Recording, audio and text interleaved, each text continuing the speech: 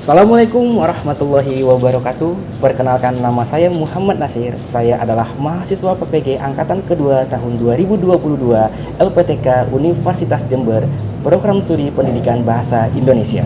Saya merupakan guru bahasa Indonesia di SMA Bintara Depok, dan pada video pembelajaran hari ini, Selasa 13 Desember 2022, saya akan mengajarkan materi teks cerita sejarah untuk kelas 12 dengan menggunakan model pembelajaran Project Based Learning.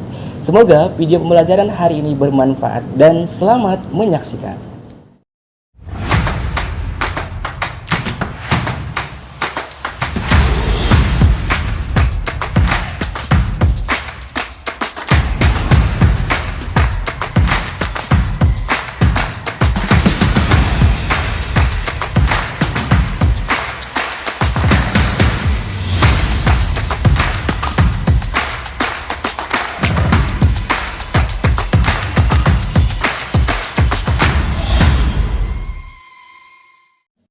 Assalamualaikum warahmatullahi wabarakatuh.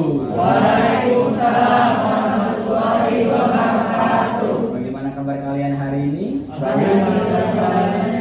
Ada yang nggak masuk nggak hari ini? Nggak ada ya, masuk semua ya? Oke, alhamdulillah masuk semua. Ya, kelihatan muka-mukanya kayaknya udah siap belajar nih ya. Oke, sebelum kita mulai belajar hari ini, Bapak mau cek semangatnya dulu. Kalau nanti Bapak bilang selamat pagi, kalian bilang pagi, pagi, pagi. Bilang paginya 3 kali. Oke, saya coba ya. Selamat pagi. Pagi, pagi, pagi. Kurang semangat kayaknya ya. Sekali lagi. Selamat pagi. Pagi, pagi, pagi. Oke, bagus. Satu lagi. Kalau saya bilang SMA Bintara, kalian jawab presisi dalam edukasi. Bisa? Bisa. Oke. Saya gabungin dua-duanya ya. Saya bilang selamat pagi, saya bilang SMA Bintara. Oke, kita coba. Selamat pagi. Pagi, pagi, pagi. SMA Bintara. Presisi dalam edukasi. Tangannya mana? Pakai tangan dong. Pagi, pagi, pagi. Presisi dalam edukasi. Ya, siap? Siap ya, ayo. Sekali lagi ya. Semangat. Selamat pagi. Pagi, pagi, pagi. SMA Bintara. Presisi dalam edukasi. Tangan dulu semuanya. Oke, tadi kita sudah tes semangat. Namun sebelum kita masuk ke materi kita harus berdoa dulu agar apa yang kita pelajari hari ini bisa bermanfaat untuk kita semuanya. Ya, oke, saya minta Alban untuk memimpin doa. Silakan dipimpin. Oke teman-teman, sebelum memulai pelajaran hari ini, alangkah baiknya kita berdoa menurut agama dan kepercayaan masing-masing. Berdoa dimulai. Berdoa selesai. Memberi salam. Assalamualaikum warahmatullahi wabarakatuh. Waalaikumsalam warahmatullahi wabarakatuh. Hari ini kita akan bahas kembali materi kita mengenai teks cerita sejarah. Ya, namun sebelum saya masuk ke materi, saya ingin tanyakan ke kalian, kira-kira apa yang ada di benak kalian ketika mendengar kata teks cerita sejarah? Ya, ada 3 kata. Yang pertama ada yang disebut teks, yang kedua ada yang disebut cerita, dan yang ketiga ada yang disebut sejarah. Ya, oke, ada yang bisa? Kira-kira apa sih yang terbenak di pikiran kalian ketika mendengar kata teks cerita sejarah? Oke, silakan. Teks yang menceritakan masa lampau. Ya, coba diulang. Teks yang menceritakan Tentang masa lampau. Oke, satu pendapat ya. Teks yang menceritakan tentang masa lampau. Oke, siapa lagi ada yang mau mencoba? Teks yang mengulas kembali masa lalu. Teks yang mengulas kembali masa lalu. Ya, berarti artinya kalau kita membahas mengenai teks, artinya dalam teks yang kalian buat nanti itu harus memiliki nilai-nilai sejarah dan sudah pernah terjadi di masa lalu. Itu yang disebut teks sejarah. Nah, apa yang kita pelajari dalam teks ini, Pak? Sekarang coba kita lihat apa yang harus kita pelajari. Oke, di sini ya. Ini adalah kompetensi dasar dan juga kompetensi keterampilan atau pengetahuan. Dimana yang pertama, coba saya suruh satu orang untuk membacakan, si Aulia. Kompetensi dasar. Mengidentifikasi informasi yang mencakup informasi, rangkaian kejadian, dan saling berkaitan, komplikasi dan solusi dalam cerita sejarah, lisan dan tulisan. 3.4 menganalisis kebahasaan, cerita atau novel sejarah. 4.3 mengkonstruksi nilai-nilai dari informasi cerita sejarah dalam sebuah teks eksplanasi. 4.4 menulis cerita sejarah pribadi dengan memperhatikan kebahasaan. Oke, terima kasih Aulia. Coba kita perhatikan sama-sama di sini ya. Di sini ada kompetensi dasar 3.3, di mana di sini kita disuruh untuk mengidentifikasi informasi, dan yang kedua disuruh menganalisis. Sedangkan untuk keterampilannya adalah mengonstruksi nilai-nilai dan juga menulis cerita sejarah.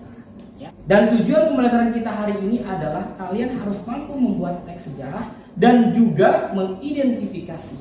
Yang pertama adalah nilai-nilainya, yang kedua adalah kaidah kebahasaannya, dan yang ketiga adalah strukturnya. Seperti itu ya. Oke. Dan yang kalian buat nanti adalah produk dalam bentuk video, bukan tulisan. Ya.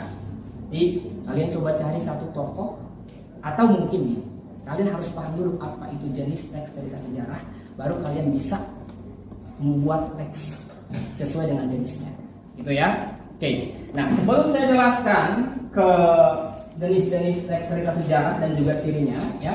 Pertanyaan saya yang pertama adalah, mengapa kita perlu menulis teks sejarah?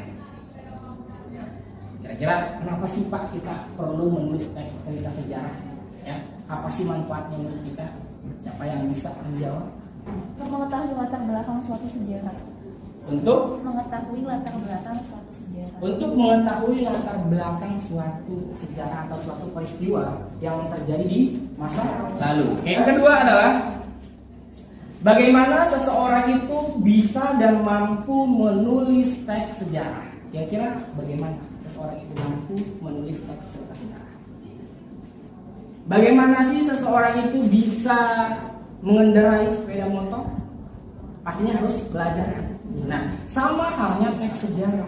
Ketika nanti kalian membuat produk dalam bentuk video tersebut, kalian harus tahu dulu apa pengertian teks sejarah, apa saja strukturnya, apa saja kaidah kebahasaannya, dan juga nilai-nilai yang terdapat di dalam teks sejarah. Baru kalian bisa menciptakan teks sejarah. Oke, sekarang saya tanya ke kalian, ya, dan masuk ke materi kita. Kemarin saya sempat menjelaskan bahwasanya teks sejarah itu ada beberapa jenis. Ada 2 jenis teks sejarah yang kita pelajari dalam materi ini. Yang pertama ada yang disebut teks sejarah fiksi, dan yang kedua teks sejarah non fiksi. Ya, oke. 2 hal ini berbeda, bukan? Berbeda. Dan di dalam strukturnya yang pertama, kalau dia disebut teks sejarah fiksi, berarti strukturnya apa saja? Ayo. Kalau non fiksi apa saja, kalau fiksi apa saja? Oke, kalau cerita sejarah non fiksi ada berapa strukturnya? 3. Yang pertama, orientasi, kedua, yang ketiga, oke. Kalau dia cerita sejarah fiksi, ada berapa strukturnya? 6. Yang pertama, orientasi, pengembangan peristiwa, menuju konflik, puncak konflik, penyelesaian, produk. Berarti kalian sudah paham. Terus apa yang disebut cerita sejarah? Ya, kita tadi sudah tahu jenisnya, tapi kalau tidak tahu pengertiannya akan aneh, ya. Nah, berarti pengertian dari teks cerita sejarah itu apa?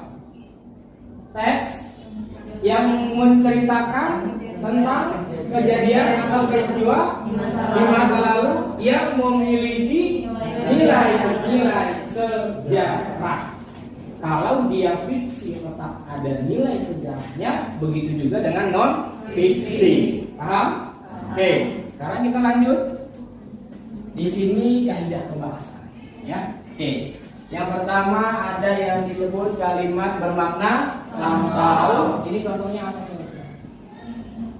Kalimat bermakna lampau. Apa kira-kira contohnya di sini? 2 tahun lalu, ya. Kalau konjungsi kronologis atau temporal itu konjungsinya seperti apa?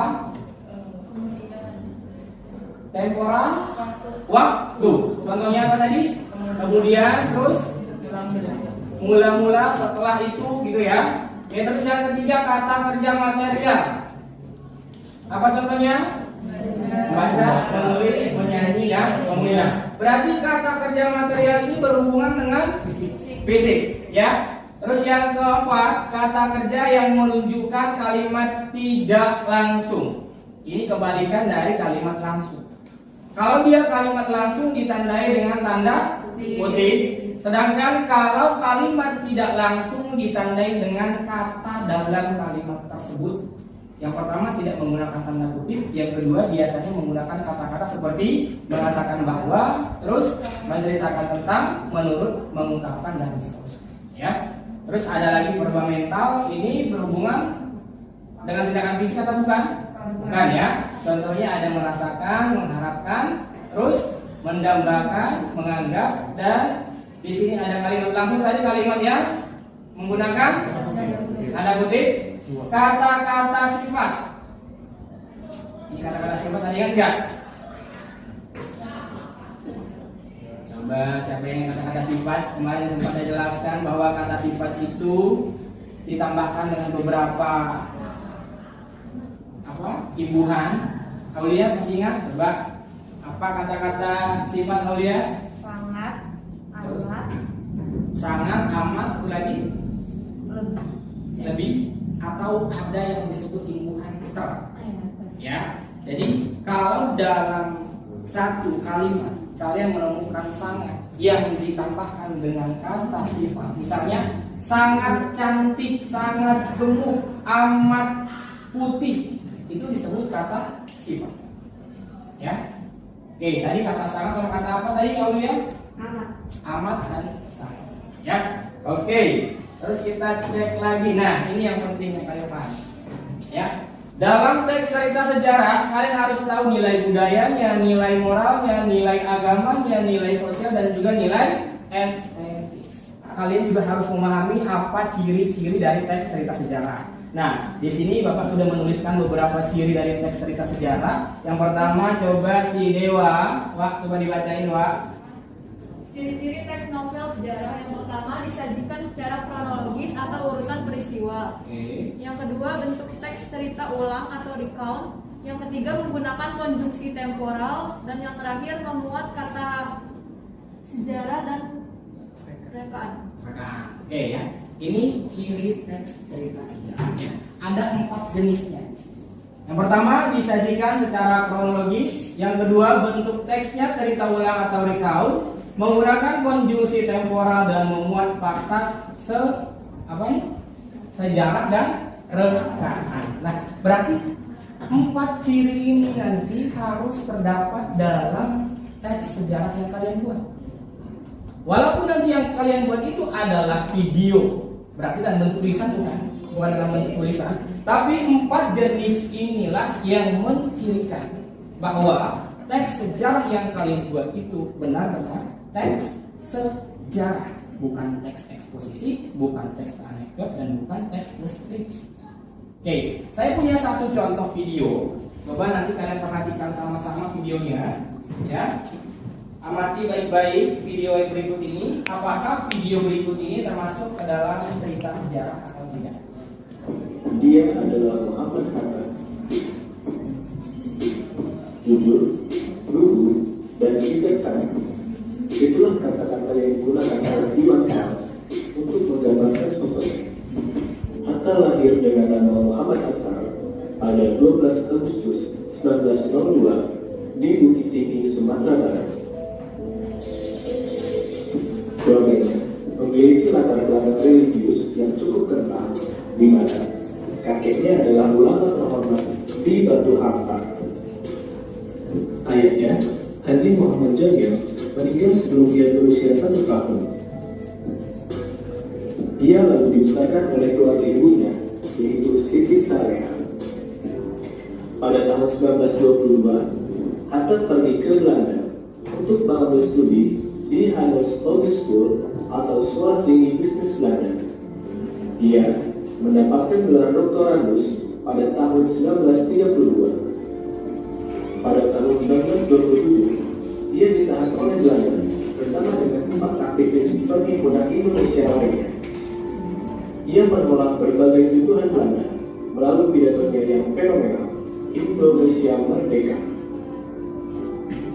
Hatta kembali ke Indonesia pada Juli 1932, ia menjadi salah satu tokoh nasionalis paling berpengaruh di dalam negeri. Pada Februari 1934, ia ditahan bersama Syahrir dan anggota PNI baru lainnya di penjara Godok. Ia kemudian dibuang ke Tanah Merah Bovendigul tanpa proses pengadilan. Akhirnya, pada tanggal 17 Agustus 1945, ia menjadi salah satu proklamator kemerdekaan Indonesia.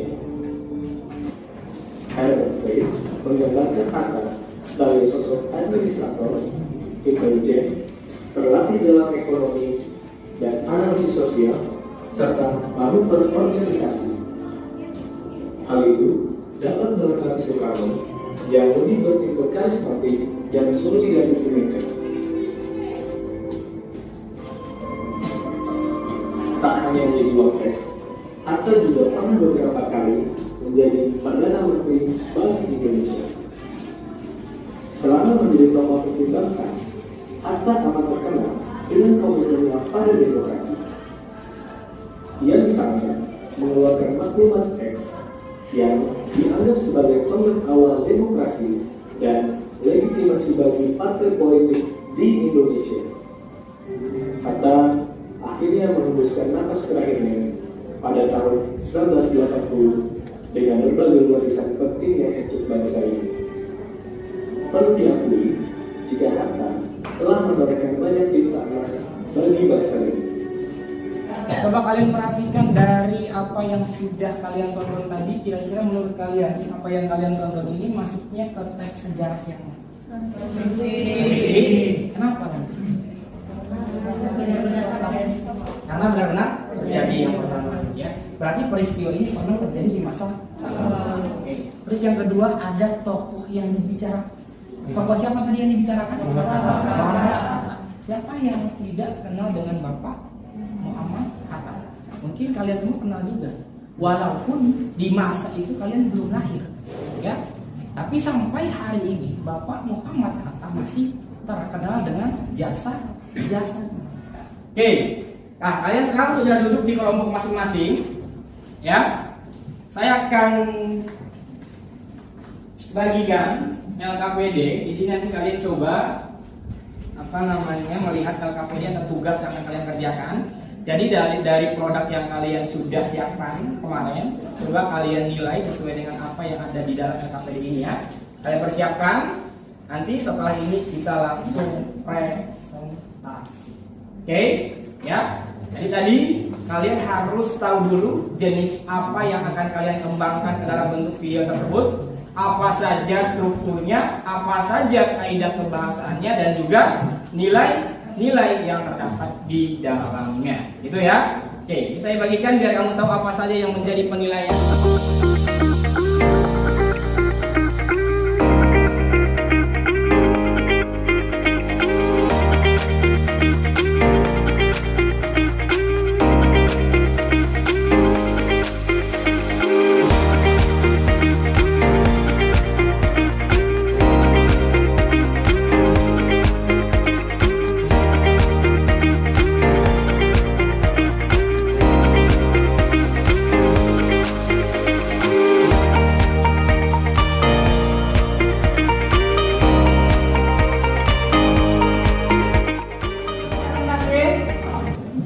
Siap ya? Oke, kelompok 1 siap-siap. Ayo disiapkan laptopnya, terus dibagi-bagi penugasannya, siapa saja yang menjadi pembukanya, siapa yang bacain nilai-nilainya, siapa yang bacain kesimpulannya, ya. Oke, disiapkan. Oke, kita beri tepuk tangan untuk kelompok 1.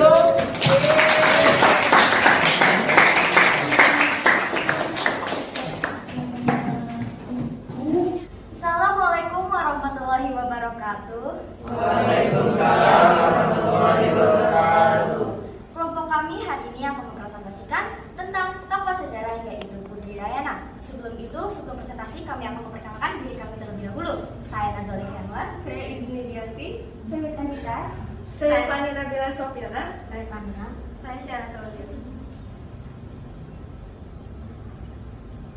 Teks sejarah adalah sebuah teks yang berisi tentang deskripsi atau cerita terkait suatu fakta dan peristiwa yang pernah ada di masa lalu, yang menjadi asal muasal atau latar belakang terjadinya sesuatu yang memiliki nilai kesejarahan. Lalu dalam video ini termasuk dalam teks sejarah non fiksi atau biografi. Biografi adalah riwayat hidup seseorang yang di dalamnya memuat sejarah hidup, pengalaman serta prestasi yang ditulis oleh orang lain. Lalu karena ini merupakan teks sejarah non-fiksi, strukturnya ada orientasi yang pertama. Orientasi adalah bagian awal atau pengenalan awal dari jalannya suatu cerita. Orientasi ini biasanya berisi tentang pengenalan tokoh, wataknya, latar belakang, dan lain-lain. Lalu yang kedua ada komplikasi. Komplikasi itu adalah klimaks, bagian yang paling melibatkan yang dialami tokoh dan biasanya berisi konflik. Lalu yang terakhir ada resolusi. Resolusi itu biasanya menghadirkan kembali peristiwa sejarah pada masa kini. Bagian ini menekankan pentingnya peristiwa sejarah yang terjadi. Dan ada juga kaidah kebahasaan. Pertama ada kalimat bermakna lampau, konjungsi kronologis, kata kerja material, kalimat tidak langsung dan kalimat langsung, dan terakhir verba mental. Di akhir kami akan menjelaskan apa saja yang ada dalam video ini. Silakan ditonton video.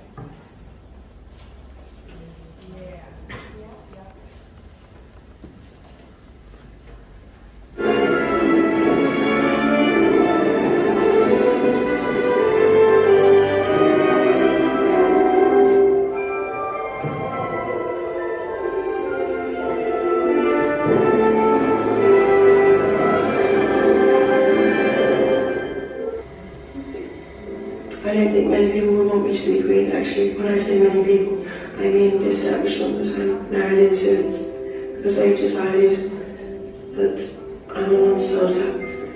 Lady Diana Spencer, sosok wanita kuat yang keberadaannya menjadi sorotan dunia. Dari kisah pernikahannya yang penuh kontroversi hingga jasanya untuk kegiatan kemanusiaan yang menyentuh hati rakyat dunia. Lalu, bagaimanakah jalan kehidupannya?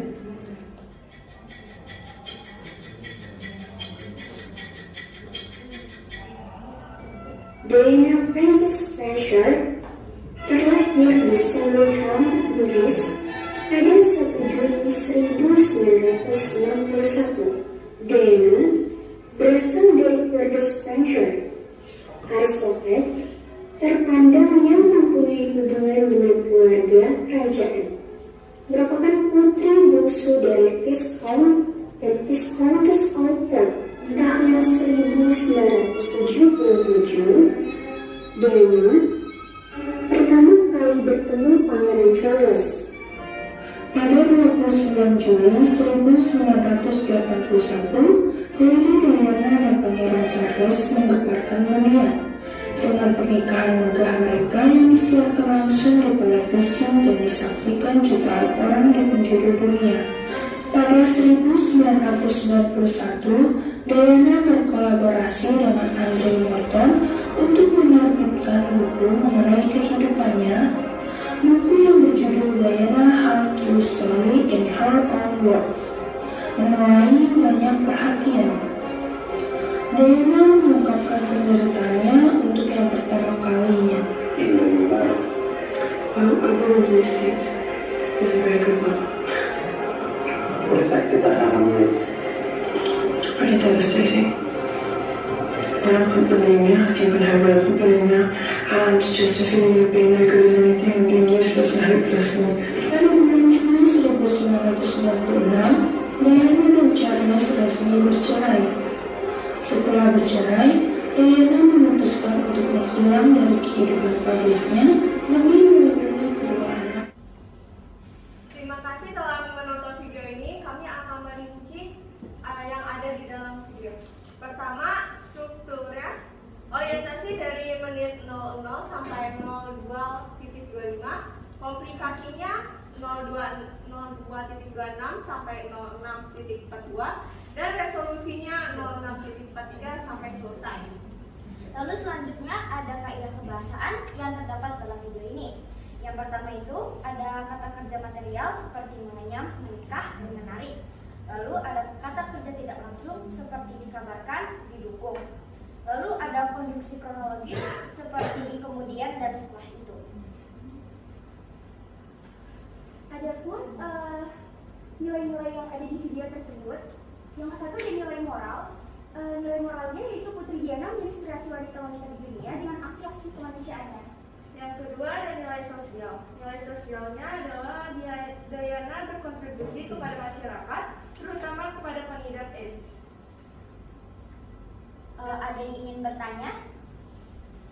Oke, untuk kelompok yang lain ada yang ingin ditanyakan? Ya silakan. Kenapa teori-teori tentang kematian Diana itu tersebar dan gak dimasukin ke dalam video? Oke, satu pertanyaan. Ada lagi yang bertanya? Ya silakan. Apa sih yang bikin kalian tuh mikir, kan disuruh nih bikin teks video sejarah nih, apa yang bikin kalian mikir kalian tuh mau ngangkat sejarahnya Lady Diana? Oke, udah cukup pertanyaan ya. Silakan didiskusikan. Siapa yang mau menjawab?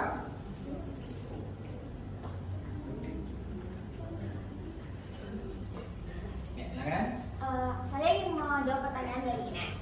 Jadi, kenapa teori-teori kematian Diana itu tidak dimasukkan ke dalam video ini? Karena video ini kan teks sejarah yang bersifat faktual karena kita mengambilnya non fiksi. Sedangkan teori-teori itu tuh masuknya tuh masih asumsi yang belum tahu kebenarannya. Jadi kami tidak masukkan karena takut tidak bersifat faktual. Betul. Gimana? Tadi siapa yang bertanya? Oke, sudah paham? Oke, silakan yang kedua. Dan yang kedua, mengapa kita mengambil Lady Diana? Karena Lady Diana ini sosok orang yang menginspirasi wanita seperti tadi dan disorot oleh publik dan berkontribusi dalam berbagai bidang. Oke, bagaimana? Amanda, paham? Puas dengan jawabannya? Puas. Oke, kita beri tepuk tangan lagi untuk kelompok kedua yang sangat bagus hasilnya. Oke, silakan ditutup presentasinya. Sekian dari kelompok kami. Wassalamualaikum warahmatullahi wabarakatuh. Waalaikumsalam warahmatullahi wabarakatuh. Tepuk tangan dong sekali lagi. Assalamualaikum warahmatullahi wabarakatuh. Waalaikumsalam warahmatullahi wabarakatuh. Halo semuanya, perkenalkan nama saya Adin Firliani Mulyati, lalu ada Khalil Albani, ada Iniza Satifah, Keisha Ayu, dan Dewa Ayu Dinda. Di sini kami akan mempresentasikan mengenai hasil kerja kami, yaitu video teks sejarah. Sebelum itu, mari kita ketahui apa sih teks sejarah itu. Nah, jadi teks sejarah ini seperti yang sudah dijelaskan oleh teman-teman kita sebelumnya merupakan teks yang berisikan penjelasan atau cerita tentang suatu kejadian di masa lalu yang menjadi asal-usul atau latar belakang kejadian suatu peristiwa yang memiliki nilai kesejarahan. Lalu video yang akan ditampilkan ini termasuk ke dalam teks sejarah non fiksi, tepatnya adalah biografi. Lalu apa sih struktur dari teks biografi atau teks sejarah non fiksi? Ada 3 strukturnya. Yang pertama adalah orientasi, kedua adalah komplikasi, dan yang terakhir adalah reorientasi. Oke, kita lanjut untuk ini videonya ya.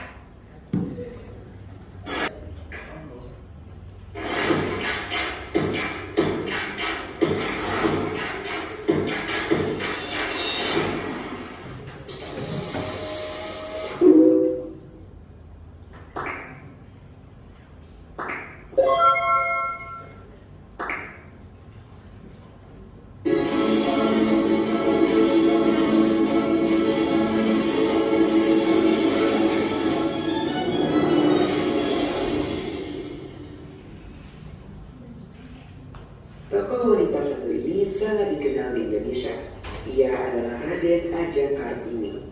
Beliau dikenal sebagai salah satu pahlawan nasional yang gigih memperjuangkan emansipasi wanita semasa hidupnya, sehingga dikenal Kartini sebagai pelopor kebangkitan perempuan pribumi. R.A. Kartini lahir pada tanggal 21 April tahun 1879 di Mayong, Jepang. Memiliki nama lengkap Raden Ajeng Kartini Joyo Adiningrat. Ayahnya bernama R.M. Sosroningrat, seorang bupati Jepara sekaligus putra dari Pangeran Aryo Condronegoro IV. Ibunya bernama Emma Nasira. Beliau adalah putri dari Kiai Haji Madirono dan Nyai Haja Siti Aminah, seorang guru agama di Teluk Kawur, Jepara. Pada tahun 1885, ayahnya menyekolahkan Kartini kecil di ILS. Karena sebagai seorang bangsawan, Kartini berhak memperoleh pendidikan. Selama masa sekolah, Kartini juga merasakan diskriminasi dari pemerintah Belanda terhadap bangsa pribumi. Meski demikian, ayah Kartini mendapat izin istimewa sehingga Kartini dapat meneruskan pendidikannya di sekolah Belanda. Pada 12 November 1903, Kartini dipaksa masuk pernikahan di usianya ke-24 tahun. Di usia Kartini ke-24, ia dijodohkan dan dipaksa untuk menikah oleh orang tuanya dengan KRM Adipati Aryo Singkiyoju Adiningrat. Setelah perjuangan yang amat panjang, akhirnya pada Juni 1903 dibuka sekolah gadis pertama di Hindia, Belanda. Meski telah menikah, semangat Kartini untuk terus melanjutkan idealismenya tak pernah pupus. Terbukti, ia bisa mendirikan sekolah bagi kaum perempuan pribumi yang dikelolanya sendiri pada 28 Januari 1904. Kartini menghembuskan napas terakhirnya di usia 25 tahun. Kartini dimakamkan di Desa Mantingan, Bulurembang, Jawa Tengah. Beberapa peninggalan dari R.A. Kartini yang masih sangat dekat dengan masyarakat Indonesia diantaranya: 1. Buku Habis Gelap Terbitlah Terang yang berisi kumpulan 53 surat yang ditulis Kartini untuk sahabat orang Belanda, Rosa Abendanon. 2. Museum R.A. Kartini yang berlokasi di Jepara, Jawa Tengah. 3. Tugu Kartini yang sebelah tugu atau monumen yang juga dipakai sebagai simbol atau lambang dari kota Jepara.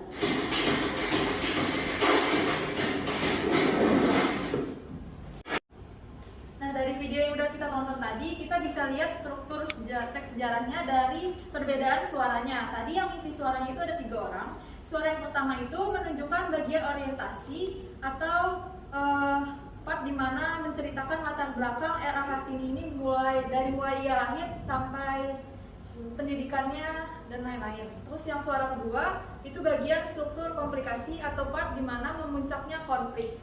Terus suara yang terakhir merupakan bagian resolusi atau pemecahan masalah yang dilakukan oleh R.A. Kartini. Di dalam video ini terdapat kaidah kebahasaan, yaitu kata kerja mental yang terdapat pada kata merasakan, menolak, memperjuangkan, meminta, dan memperoleh. Konjungsi temporal terdapat pada kata kemudian. Kata sifat atau adjektiva terdapat pada kata cerdas dan dewasa. Dan kata kerja material yang terdapat pada kata membaca dan menulis. Nilai yang terkandung dalam video ini termasuk ke dalam nilai sosial. Kenapa nilai sosial? Karena di dari video Kartini ini berupaya untuk mewujudkan emansipasi wanita agar wanita itu juga bisa mendapatkan pendidikan. Baik, sekian presentasi dari kami. Ada yang ingin bertanya? Oke, silakan untuk kelompok yang lain yang bertanya. Najwa dulu. Jika dilihat dari sisi pendidikan Kartini, hal tersebut itu masuk ke dalam nilai sosial atau enggak? Kalau iya, apa? Oke, satu pertanyaan, sudah paham pertanyaannya? Oke, silakan yang kedua, Naila. Inspirasi apa yang bisa diteladani dari video yang tadi? Oke, 2 pertanyaan cukup ya? Sudah paham pertanyaannya? Silakan dijawab. Siapa yang mau jawab? Oke, untuk menjawab pertanyaan dari Najwa Livia tadi soal pingitan. Jadi pingitan ini masuk ke dalam nilai kebudayaan karena pingitan sendiri itu merupakan suatu adat istiadat atau kebiasaan dari orang Jawa untuk mempelai wanita sebelum nikah. Oke, untuk menjawab pertanyaan yang kedua, salah satu aktivitas inspiratif Kartini di usia masa mudanya yang bisa menjadi teladan bagi para pelajar itu adalah menulis.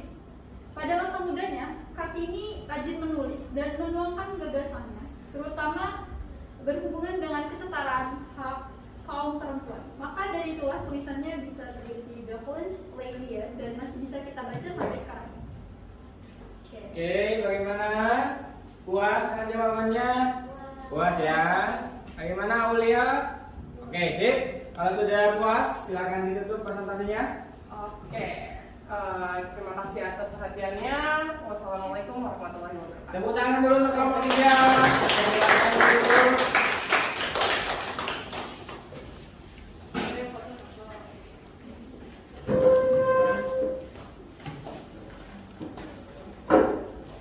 Baik, ya, berarti kita sudah selesai presentasinya.